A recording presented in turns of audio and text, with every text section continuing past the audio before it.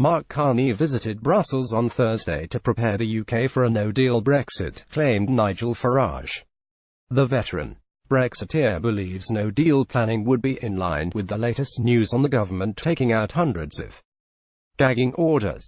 Mr. Carney gave a speech at a conference on sustainable finance on Thursday, which was hosted by the European Commission in Brussels. Speaking on his LBC show, Mr. Farage argued, "I was walking along the pavement going into the Council building, and at a relatively anonymous European Commission building, a van pulled up with blacked-out windows. Out got a couple of people and walked through the front door. One of them was Mark Carney, the governor of the Bank of England. Now there has been no publicity around his trip to Brussels at all. I can only surmise in line with this story about gagging orders, that a lot of work is going on in the background to get US ready for a no-deal Brexit. When you talk to the EU leaders, I mean Macron himself said, if it is no deal we are ready, sir. I do wonder whether some of these stories we hear about the cliff edge,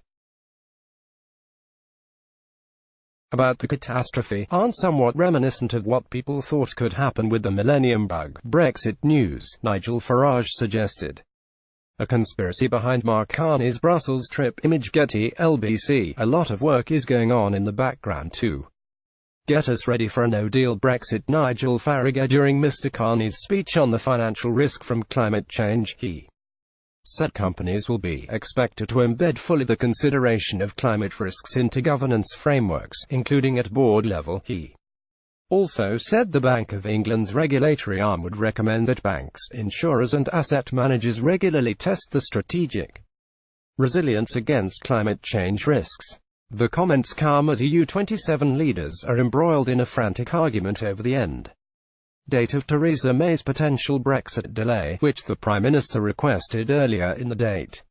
Mrs. May had hoped to suspend Britain's EU divorce until June 30, but so-called draft European Council conclusions revealed Brussels was preparing to crack down and cut the country's membership off sooner. According to the document, Brussels wanted Britain to leave the EU by May 22 in order to avoid disrupting the European Parliament elections days later.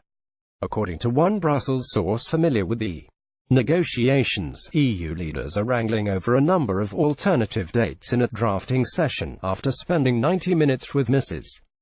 May, they broke off into a smaller group in order to confirm their position. But leaders started pitching new dates and proposing new conditions for granting the Prime Minister her Brexit delay.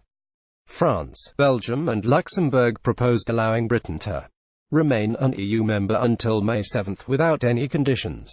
Ireland is suggesting scrapping the May 22 date altogether after Irish Prime Minister Leo Varadkar yesterday urged his European colleagues to cut Britain some slack. Germany and the Netherlands don't want the extension to be limited in time, according to one EU diplomat.